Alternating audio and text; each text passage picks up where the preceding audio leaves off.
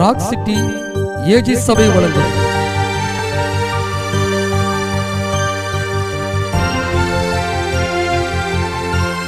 கிருபையும் சத்தியமும்.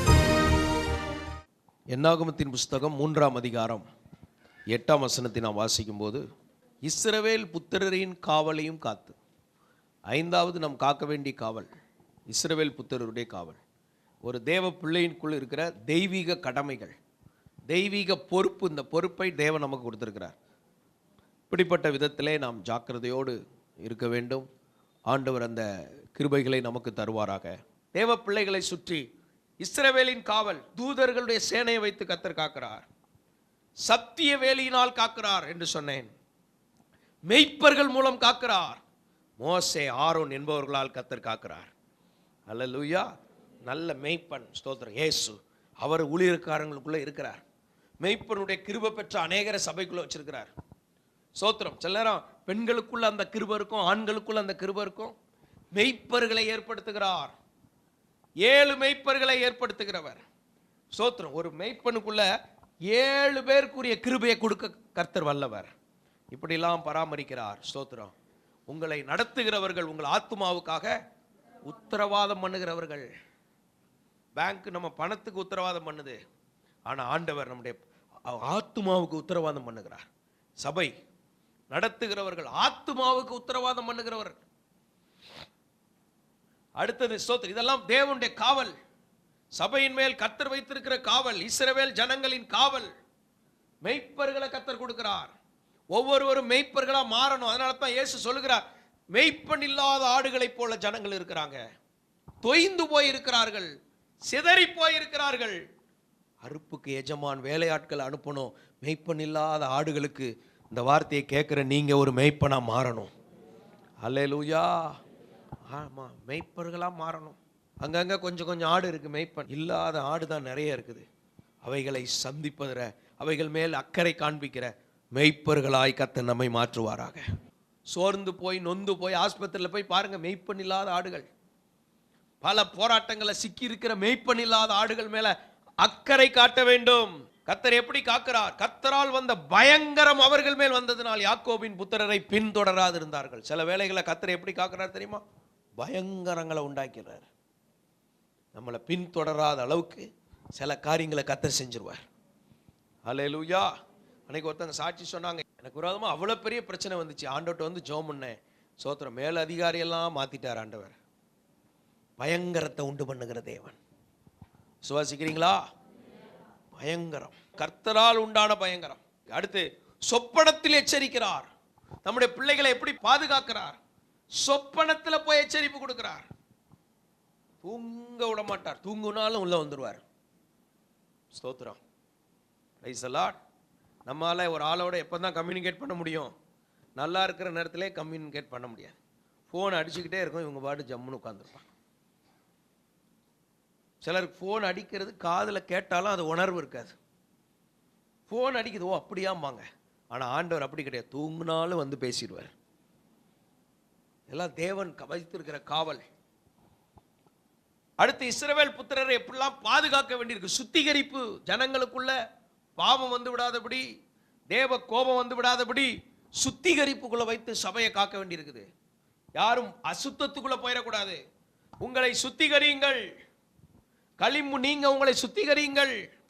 எண்ணங்களை சுத்திகரிங்க, மனசை சுத்திகரிங்க. சுத்திகரிப்பு வார்த்தைகள், இதெல்லாம் காவல் சம்பந்தப்பட்ட காரியங்கள். அடுத்தது யுத்த புருஷர்களை ஏற்படுத்த சொல்லியிருக்கிறார். இஸ்ரவேலில் யுத்த புருஷர்கள் லட்சக்கணக்கில் இருந்தாங்க. யுத்த புருஷர்கள்.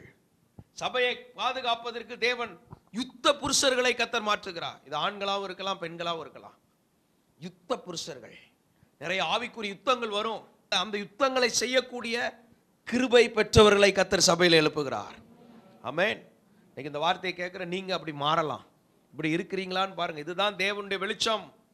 யுத்த புருஷர்கள் ஆலயத்துக்குள்ள வரும்போதே யாரோ ஜெபிப்பாங்க. அவங்க ஜபிக்கிற ஜெபம் நமக்கு விரோதமான யுத்தங்கள் எல்லாம் ஓய பண்ணிரும். கர்த்தர் யாரை கொண்டு யுத்தம் பண்ணுவார்? ஒரு தாவீதை கொண்டு யுத்தத்தில் ஜெயம் கொடுப்பார். 300 பேரை கொண்டு ஜெயம் கொடுப்பார். எப்படியோ கர்த்தர் ஜெயம் கொடுப்பார். அவர் யுத்தத்தில் வல்லமை உள்ளவர். இதெல்லாம் இஸ்ரவேல் புத்திரருடைய காவல். திறமை உள்ளவர்களை அதிபதியாக வைக்கிறார். யாத்திராகமம் 19:1 திறமை உள்ளவர்களுக்கு பொறுப்புகளை கர்த்தர் கொடுக்கிறார். பொறுப்புள்ளவர்கள் அது ஒன்றும் செய்ய தெரியலனா அவங்களை எதுக்கு பொறுப்பாக வச்சிருக்கிறது? ராஜாவா உட்கார வச்சு அவர் யாரை பார்த்தாலும் எனக்கு ஒன்றும் தெரியாதே, அப்போ நீ சீட்டை காலி பண்ணு. ஆனால் ஆண்டவர் சொல்றாரு, திறமை உள்ளவர்களை அதிபதியாய் மாற்றுகிறார். சபையில் நம்மை திறமை உள்ளவர்களாக மாற்றுகிறார். என் கைகளை போருக்கும் என் விரல்களை யுத்தத்திற்கும் படிப்பிக்கிற என் கண்மலையாகிய கர்த்தர். விரல்ல கூட ஆண்டவர் யுத்தத்துக்கு சொல்லி கொடுக்கிறார், போருக்கு. சிலர் போர் அடிக்கும், எழுதுறதுக்கே சங்கடப்படும், பிரசங்க குறிப்பெடுக்கவே சங்கடப்படும். இது விரல் போருக்கு ரெடி ஆகுமா? இது போர் அடிக்கிற விரல். சோத்திரம். விரல் போருக்கு. அப்போ யுத்தம் பண்ற மாதிரி டிஷு டிஷு டிஷு அப்படி எழுதணும், குறிப்பை அப்படி கவனிக்கணும். ஒரு விசுவாசியுடைய ஒரு சின்ன ஒரு விரல் கூட சும்மா இருக்கக்கூடாது, அத்தனைக்கும் பலன் இருக்கு பரலோகத்தில். அல்லேலூயா. இயேசு தரையில் எழுதினார், பிரமாணத்தை எழுதினார், இன்னைக்கு இருதயத்தில் எழுதினார். தேவனுடைய விரல் சும்மா இல்லை, விரல்களினால் பிசாசுகளை துரத்தினார். தேவனுடைய விரல் கூட செயல்பட்டு கொண்டு இருக்கிறது. சிலருக்கு கை கால்லாம் செயல்பட, தலை மட்டும் சாப்பிட்றீங்களா இட்லி கொண்டு வாங்க சாப்பிட்றேன், வேற ஒன்றுக்கும் அசையாது. ஒரு சுண்டு விரல் கூட சும்மா இருக்கக்கூடாது, பயன்படுத்தணும் கர்த்தருக்காக. இதெல்லாம் ஆண்டவர்கிட்ட கேட்கணும். ஆண்டவரே நான் இப்படி செயல்படணும் ஆண்டவரே உமக்காக. கைகளை போருக்கு, விரல்களை யுத்தத்திற்கு ஜெயிக்கிற அபிஷேகத்தினால் நிரப்புவார். தெய்வீக பயிற்சினால நம்ம ஃபிங்கர்ஸ்லாம் நிரம்பி இருக்கணும். சில விரல்கள் இப்படி நிரம்பாது, கண்ட மருதாணி எல்லாம் போட்டு சோத்திரம் சாயங்கள் எல்லாம் நிரப்பி, சாயப்பட்டறை. நம்ம உடம்பு சாயப்பட்டறையா இருக்கக்கூடாது, நம்ம விரல் தெய்வீக பயிற்சினால் நிரம்பி இருக்கணும். Divine trainings. ஒரு விரலுக்கு கூட கர்த்தர் பயிற்சி கொடுக்கிற ஆண்டவர். அல்லேலூயா. இப்படித்தான் கர்த்தர் பயிற்சி கொடுக்கிறார். இருக்கிற நம்ம எல்லாம் அந்த வார்த்தையை கேட்கிற உங்க விரல்கள் தேவனுக்கு பயன்படணும். சுவாசிக்கிறீங்களா? நம்முடைய கைகள் தேவனுக்கு பயன்படணும். கரங்களை வைத்து ஆசீர்வதித்தார் சிறு பிள்ளைகள் மேல். சிலர் கரம் பழி வாங்குறது தான் பயன்படுது, பலார்ன்ட்டு. அப்ப தெய்வீக பயிற்சிகளை கர்த்தர் கொடுக்கிறார். தெய்வீக திறமையுள்ளவர்களை அதிபதிகளாய் மாற்றுகிறார். பொறுப்பெடுக்கிறவர்கள். சபையில் பொறுப்பெடுக்கணும். ஆண்டவரப்ப எப்படி பார்ப்போம்? தேவன் நிறைய பொறுப்பு கொடுக்குறார், சபை நிறைய பொறுப்பு கொடுக்குது. ஒரு நாள் ஆண்டவரை போய் பார்ப்போம். பார்த்த உடனே நமக்கே தோணும், பாஸ்டர் எத்தனை தடவை நம்மளை பொறுப்புகளுக்காக தேடி இருப்பார். தெய்வீக கிருபைகள் நம்மளை தேடி வருது, நம்ம அதை என்ன செஞ்சிடறோம்? சில நேரம் கிருபைகளை செட்டப் பண்ணி கிருபையை இழந்து போகும்போது, ஐயோ ஆண்டவர் என்னைய தேடுறதா, நான் வாரேன் இதோ அடியேன்னு ஓடி வரணும். இன்னைக்கு நம்ம சிந்தை என்ன செய்யணும்? மாற்றணும். தேவன் கீழே இறங்குவாரு, நம்ம அவரை இறங்க விடக்கூடாது. அவர் மோசையை சந்திக்கிறதுக்கு கீழே வருவார், முச்செடி வரைக்கும் வந்தாரு மோசே. அதற்கப்புறம் அவர் முச்செடி வரைக்கும் தேவனை இறங்க விடலை, இவர் தான் சீனாய் மலைக்கு போனார். இன்னைக்கு எத்தனை தடவை கர்த்தரை இறங்கி வர வச்சிருக்கீங்க? யோசித்து பாருங்க, உங்கள் லைஃப்பை செக் பண்ணி பாருங்க. எத்தனை தடவை என் மகனேன்னு வருவார், என் மகளேன்னு வருவார், என் பிள்ளை மக்களேன்னு வருவார், உங்கள் பாசைக்கு தக்க வருவார், மோலேன்னு வருவார். உங்கள் ஊரில் என்ன பாசம் இருக்கோ அப்படி வருவார் ஆண்டவர். வரும்போது அவர் வரட்டும் வரட்டும் வரட்டும் வரட்டும் வரட்டும் வரட்டும் ஓடினீங்கன்னா, இப்படிதான் உன்னத பாட்டு பாட்டி அந்த அம்மா அப்படி போச்சு. நகரத்திலே திரிகிற காவலாளர் கையில் சிக்கிடுச்சு. பின்னால உணர்வடைந்து போய் பிரயோஜனம் இல்லை. வாலிப நாட்களில் நுகத்தை சுமப்பது நல்லது. வாலிப நாள்லே தேவனுடைய சும தோல்ல இருக்கணும். இருக்குதா? உங்க தோல்ல தேவனுடைய சும இருக்குதா இல்லையா? சும்மா இல்லைன்னா சாப்பிடக்கூடாது, அழணும். ஆண்டவரே இது உண்மையான மார்க்கம் அல்லவா, பாஸ்டர் சொல்றது சத்தியம் அல்லவா, என் தோல்ல 5 பவுண்ட் செயின் தான் தொங்குது, ஒரு சும உம்முடைய சும இல்லப்பா அப்படின்னு நீங்க ஃபீல் பண்ணி ஆண்டவர்கிட்ட கேட்டா அவருடைய சுமையை தோல்ல தருவார். ஒரு சிறுவர் ஊழியத்தையாவது சுமக்கணும் தோல்ல, அதுதான் 10 பவுண்ட் செயினுக்கு சமம். அல்லேலூயா. ஆரங்கள் பூட்டி அலங்கரித்து அப்படின்னு சொல்லப்பட்டிருக்குல்ல. நிறைய தேவன் கொடுக்கிற பொறுப்புகள்லாம் நமக்கு அலங்காரம். அல்லேலூயா. இந்த வேலையெல்லாம் கவனிக்கிறாங்க ஆட்கள், வேலையெல்லாம் செய்து சுத்தம் பண்ணி திரும்ப குப்பையாக்கி திரும்ப சுத்தம் பண்ணி எப்படியாவது தேவனுக்காக எதெல்லாம் செய்யணும். வீட்டு மேல வாஞ்ச தேவனுடைய சுமை இருக்கா? இஸ்ரவேல் புத்திரரின் காவல்னா என்ன? சபையை எல்லாவற்றிலும் முக்கியமா நினைக்கணும். சபையை ஒரு தேவ பிள்ளை இப்படித்தான் மதிக்கணும். இப்படி மதிச்சு பாருங்க, இப்ப இருக்கிறதை விட 1000 மடங்கு கர்த்தர் உங்களை ஆசீர்வதிப்பார். நீங்க அதை மதிக்காமலும் பழகி பாருங்க. ஒரு 5 வருஷம் ஏற்கனவே நம்ம மதிக்காம 10-15 வருஷம் பிராக்டிஸ் பண்ணியாச்சு. இப்போ கனம் பண்ணி பழகுங்க. கர்த்தர் உங்களை எல்லாவற்றை விட மேன்மைப்படுத்துவார். உன்னை நேசிக்கிறவர்கள் சுகித்திருப்பார்கள். அல்லேலூயா. தீமை வராம காப்பார், பொல்லாப்பு வராம காப்பார். 137ஆம் சங்கீதம் 6ஆம் வசனத்தை வாசிக்கும் போது, நான் உன்னை நினையாமலும் எருசலேமே என் முக்கியமான மகிழ்ச்சியிலும். முதலாவது என்ன செய்யணுமா? நினைத்தல். எங்க ஆரம்பிக்குது? இன்றைக்கு நம்ம இருக்கிற சபையை என்ன செய்யணும்? நினைக்கணும். எவ்வளவு நேரத்தில்? இடைவிடாம நினைக்கிறவர்கள், 1 மணி நேரத்துக்கு ஒரு தடவையாவது நினைக்கிறவர்கள், 1 நிமிஷத்துக்கு ஒரு தடவையாவது நினைக்கிறவர்கள், 10 நிமிஷத்துக்கு ஒரு தடவையாவது சபை நினைப்பு வருதா? அது பாஸ்டர் ஞாயிற்றுக்கிழமை தான் ஒரு 7:30 மணிக்கு மேலே வரும். அப்புறம் பைபிள தேடி 8:30 வந்து உட்கார்ந்துருப்பேன். அதுக்குள்ளே 2 ஃபோன் வருமா? அப்படி இருந்தோம்னா நினைக்கணும். நினைக்காமல் வசனத்துக்குள்ள இருக்கு பாருங்க பொக்கிஷம். நினைக்காமல். அப்போ இஸ்ரவேல் புத்திரர் தேவ ஜனங்களை சபையை எப்படி காக்கிறதுனா, நினைப்பதே ஒரு காவல். பெற்றோருக்கு பாருங்க என்ன நினைப்பு இருக்கும்? பிள்ளையை பத்தி நினைப்பு இருந்துகிட்டே இருக்கும். இங்க சமையல் பண்ணிட்டு இருந்தாலும் பிள்ளைகள் சவுண்டு இல்லை அப்படின்னாலே டக்குன்னு பிள்ளை தாய் போய் பார்ப்பாங்க, மகனுக்கு என்னாச்சோ, அவன் எங்க ஏதோ உல்டா பண்ணி உட்கார்ந்துருப்பான். அந்த நினைப்பு வரணும். சபையை குறித்த நினைப்பு, தேவ ஜனத்தை குறித்த நினைப்பு, தரிசன நினைவு வேணும். அடுத்தது, எருசலேமே என் முக்கியமான மகிழ்ச்சியிலும் அதிகமாக எண்ணாமலும் போனால். அடுத்தது எண்ணுதல். எண்ணாமலும் போனால். எல்லாவற்றை விட எதற்கு முக்கியத்துவம் கொடுக்கணும்? முக்கிய மகிழ்ச்சியிலும் அதிகமானது. முக்கிய மகிழ்ச்சியிலும் அதிகமானது. உங்களுக்கு என்னெல்லாம் மகிழ்ச்சி இருக்குது? ஸ்தோத்திரம். அன்னைக்கு ஒரு எக்ஸாமுக்கு 3 மணி நேரம் தான் படித்தேன். 6 மாதம் படிக்கணும், 3 மணி நேரம் தான் படிச்சுட்டு, ஸ்தோத்திரம், இண்டெக்ஸ்குள்ளே இதெல்லாம் இருக்குது, ஆண்டவரே உதவி செய்யுங்கன்னு போனேன். அதுக்கும் பாஸ் ஆகிட்டேன், நல்ல மார்க் கிடச்சிச்சேன்னு சந்தோஷப்பட்டேன். ஸ்தோத்திரம். அதனால் இப்படி மகிழ்ச்சியிலும் அதிகமானது தான் சபை. ஒரு அலையிலையா சொல்லுங்க. Praise the Lord. சாகிற வரைக்கும் படிச்சுக்கிட்டே இருக்கணும், வாழ்க்கையில் முன்னேறி கொண்டே இருக்கணும். Praise the Lord. விரும்புகிறீங்களா? முதியோர் கல்விலாம் இருக்குது, வாங்க அறிவை வளர்த்துக்கிடுவோம். தேவனுக்காக நல்ல அறிவை பயன்படுத்தலாம்ல. ஆண்டவருக்கு மகிமை. பரிசுத்தாவி இல்லாமல் அறிவை பயன்படுத்தினா தான் மிஸ்யூஸ் ஆகிடும். இப்போ அபிஷேகம் பெற்றவங்களுக்குள்ள ஆண்டவர் தெய்வீக அறிவையும் கொடுத்துருக்கிறார். சோதரம். அப்போ அதிகமாக நினைக்கணும். முக்கிய மகிழ்ச்சி எது? சம்பளம் கையில் வந்தவொடனே எப்படி இருக்கும்? மகிழ்ச்சியாக தெரியும். அதை விட தேவன் சபை முக்கியம். வார சம்பளம் அதை விட சபை முக்கியம். மாச சம்பளம் அதை விட தேவன் முக்கியம். எல்லாம் விட தேவன் முக்கியம். 1 கோடி செல்வங்கள் வந்தாலும் உமக்கு நிகரில் அந்த முக்கிய மகிழ்ச்சி. முக்கியமா தெரியுதா? இதுதான் இஸ்ரவேல் புத்திரரின் காவல். கர்த்தருடைய காரியம் முக்கியத்துவம் கொடுக்கிறோமா? பலன், சுகம், ஆரோக்கியம், ஆசீர்வாதம், மனைவி, பிள்ளைகள், கணவன், எல்லா நன்மையும் கொடுத்து போகும்போது வரும்போது பாதுகாத்து நம்மளை கனப்படுத்தி வச்சிருக்கிறாரே, அதை முக்கிய மகிழ்ச்சியிலும் முக்கியத்துவம் கொடுக்கணும்ல. முக்கியத்துவம் கொடுக்கிறோமா? அல்லேலூயா. ஒவ்வொருத்தருடைய வாழ்க்கையில தேவனுடைய சபை தான் முக்கியம். அப்புறம் என் நினைவுகள்ல எப்பவும் சபை இருக்கணும். அடுத்தது என்ன சொல்லப்பட்டிருக்கு பாருங்க, என் நாவு என் மேல் வாயோட ஒட்டிக்கொள்வதாக. அப்ப இந்த 2 காரியம் இருக்கணும். இல்லைன்னா நாவு ஒட்டிக்கொள்வதாக. காபி குடிக்க முடியாது, லட்டு சாப்பிட முடியாது, இட்லி சாப்பிட முடியாது, கேசரி சாப்பிட முடியாது. அப்போ இப்போ மேல் வாயோட ஒட்டிக்கிட்டு இருந்தா அந்த கேசரி என்ன ஆகுறது?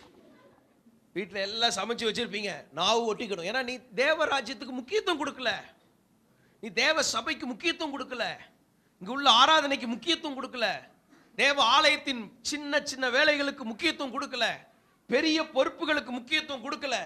அப்ப நாவு ஒட்டி இருக்கிறது. இப்படி உணர்வடையணும் தான் வேதம் எழுதப்பட்டிருக்கிறது. அப்புறம் எருசலேமே நான் உன்னை மறந்தால் என் வலது கை தன் தொழிலை மறப்பதாக. சொல்லுங்க, என்ன மறந்தால்? உன்னை மறந்தால். உன்னைங்கிற இடத்துல நீங்க நிறைய பாயிண்ட் போட்டு பாருங்க. சோத்திரம். நான் செய்யற வேலை, எனக்கு இருக்கிற வாகனம், எனக்கு இருக்கிற வீடு, நீங்க ரொம்ப நேசிக்கிற ஆட்கள், உங்க குழந்தை, உங்களுக்கு இருக்கிற பணம், உங்களுக்கு இருக்கிற எல்லாம் இருக்கட்டும். உன்னை மறந்தால்ங்கிறது எதனா? எருசலேம், தம்முடைய சபை, தேவராஜ்யம். அல்லேலூயா. மறந்தா வலதுகை தோளிலை மறப்பதாக. மறந்துடக்கூடாது. ஆமென். ஞாபகம் வைக்கணும். பாருங்க, உங்களுக்கு தான் ஞாபகம் இல்லை, யாரோ ஒருத்தர் ஞாபகம் வச்சு நம்மளை தேடி வர்றாங்கன்னா அதையும் அசட்டை பண்ணா என்ன பண்றது? நீங்க சத்தியத்துக்குள்ள வாங்க. மனுஷனை பார்க்காதீங்க. மனுஷன்தான். வேதத்துக்குள்ள வாங்க ஐயா, நெஜத்துக்குள்ள வாங்க. இங்க பேசுற வார்த்தை நெஜமானது. இந்த வெளிச்சத்துக்குள்ள வருவோம் என்றால் ஸ்தோத்திரம், மறக்க மாட்டோம். ஆமென்.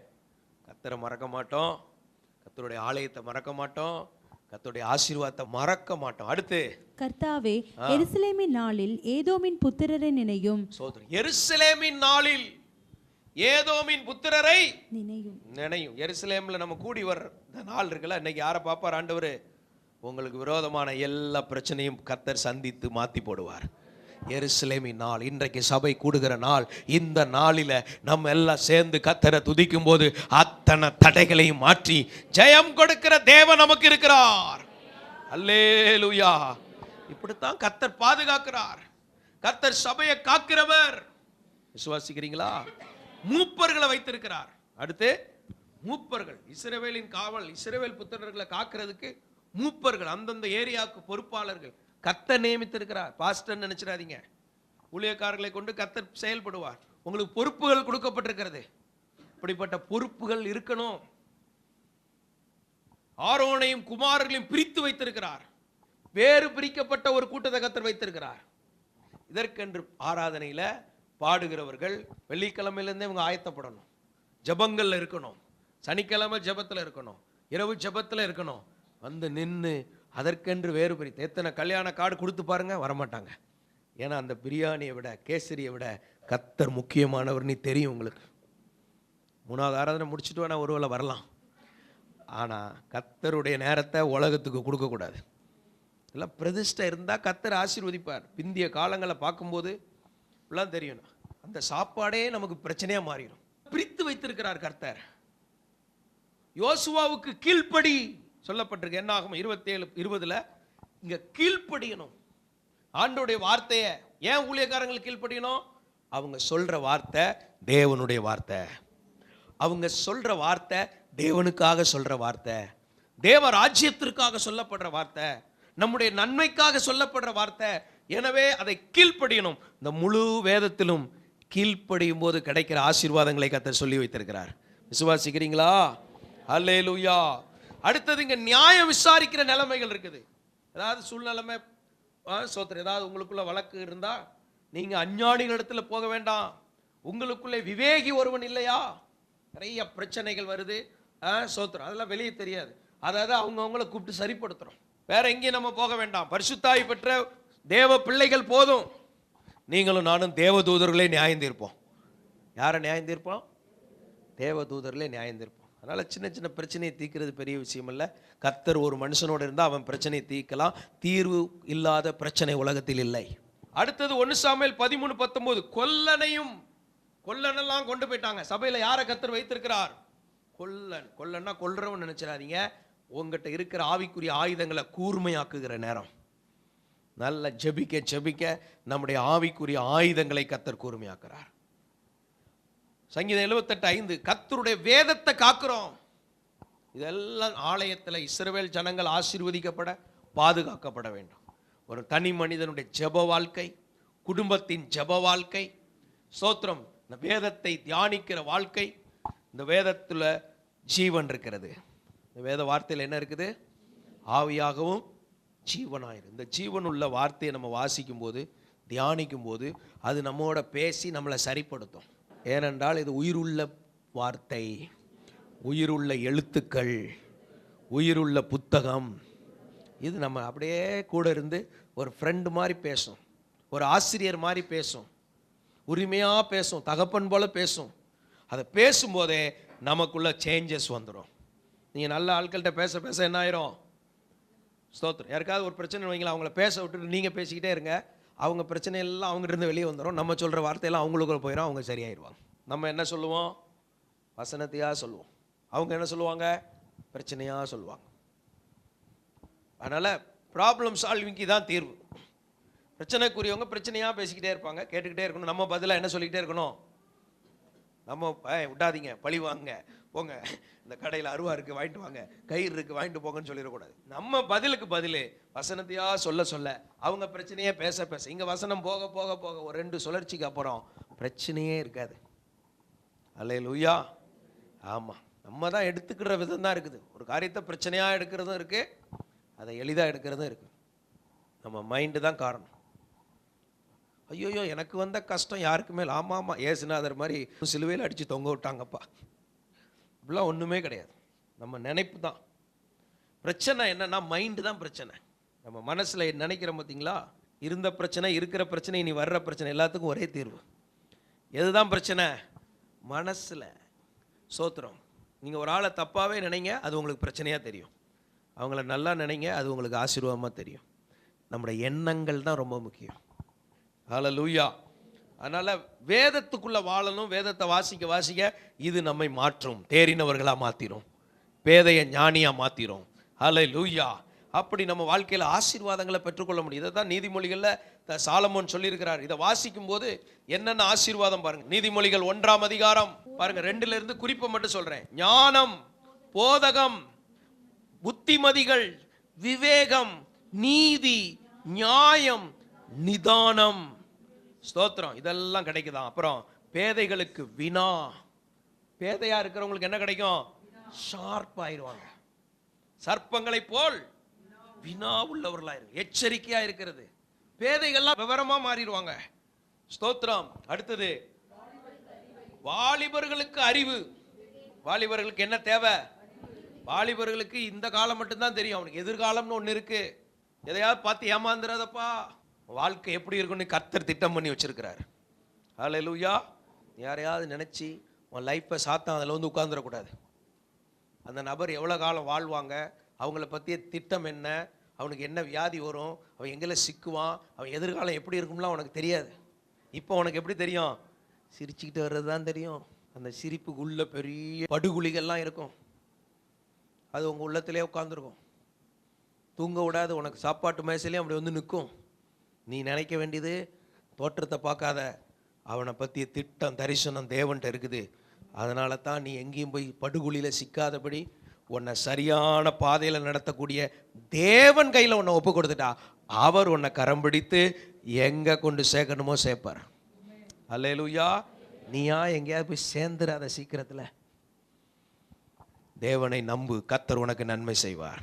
இப்போ அவன்கிட்ட இருக்கிற தோற்றம் தான் வரும், ஒரிஜினல் வெளியே லேட்டாக தான் வரும். ஒரிஜினலாக அவன் யாருன்னு லேட்டாக தான் வரும். வாலிபர்கள் எச்சரிக்கையாக இருக்கணும், எல்லாரும் தான் எச்சரிக்கையாக இருக்கணும். அதனால் நீங்கள் ரொம்ப கவனமாக போகணும். இந்த காலத்தில் கர்த்தரை சார்ந்து கொண்டா தான் தப்ப முடியும். அல்லேலூயா.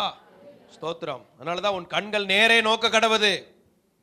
ஸ்தோத்திரம். வலதுபுறம் இடதுபுறம் ரொம்ப சாயக்கூடாது. பாருங்க, வேத வசனத்தினால் நம்ம எப்படிலாம் தப்பப்படுகிறோம், காக்கப்படுகிறோம். வாலிபர்களுக்கு அறிவு. வாலிபருக்கு என்ன தெரியணும்? அறிவு. இந்த லைஃப்பை பற்றி அறிவு வேணும். சிக்கி கொள்ளாதே. எங்கேயாவது சிக்கி இருந்தா கர்த்தரை நோக்கி கூப்பிடு. பாஸ்டர், நானும் கூப்பிட்டுலாம் பார்த்தேன், வசமா சிக்கிட்டேன். அப்போ கர்த்தரை நோக்கி கூப்பிடு, அவர் உன்னை விடுதலையாக்குவார். அல்லேலூயா. தப்பிக்கப்பா, தேவன் உன்னை பற்றி சூப்பர் பிளான் வச்சிருக்காரு. நீ எங்கேயாவது குழியில போய் சிக்கிறாத. ரொம்ப தேன் ஒழுகிற மாதிரி பேசுவான். உங்க அம்மா அப்பா அப்படி பேச மாட்டாங்க, அப்படிம்பாங்க. உனக்கு அது ரொம்ப இன்பமா தெரியும். பாரு, எங்க அம்மா அப்பா அப்படி பேசல, எங்க பாஸ்டர் அப்படி பேசல, பாஸ்டர் அம்மா அப்படி பேசல. அதனால ஏன்னு கேட்டான். கடைசியில் வரும், அப்புறம் தான் தெரியும். சோத்திரம். அவனுக்குள்ள இருக்கிற தேள் வெளியே வரும், சர்ப்பம் வெளியே வரும், சிங்கம் வெளியே வரும். இஞ்சி தட்டின மாதிரி தட்டிடுவான், ஜாக்கிரதை. அடுத்தது என்ன சொல்லப்பட்டிருக்கு பாருங்க. புத்திமான் இவைகளை கேட்டு, புத்திமான் இவைகளை கேட்டு அறிவில் தேறுவான். அறிவில் தேறுவான். அப்ப இந்த வேதத்தோடு உள்ள இந்த தினசரி சந்திப்பு நமக்குள்ள இருந்தா அறிவில் தேர்வோம். அடுத்தது விவேகி நல்ல ஆலோசனைகளை அடைந்து. விவேகியா இருந்தாலும் வேதம் வாசிக்கணும். எனக்கு ரொம்ப தெரியும் நினைக்க கூடாது. நீங்க அறிவில் தேர்ச்சி. அடுத்தது நீதிமொழியையும், நீதிமொழி அதன் அர்த்தத்தையும், அர்த்தம், ஞானிகளின் வாக்கியங்களையும். அர்த்தங்கள் இருக்கு. சிலருக்குலாம் அர்த்தம் புரியாது. நிறைய வார்த்தை தெரியும், வார்த்தைக்கு அர்த்தம் தெரியாது. அது வேதத்துக்குள்ளதான் அர்த்தங்கள். இது அர்த்தமுள்ள புத்தகம், அர்த்தத்தை கொடுக்கும் புத்தகம். அடுத்தது ஞானிகளின் வாக்கியங்களையும் ஆ. அவர்கள் உரைத்த புதைப்பொருள்களையும் அறிந்து ஞானிகள் கொள்வான். வாக்கியம் உள்ள புதை பொருள் நிறைய இருக்குது. புதை பொருள்களின் புத்தகம்.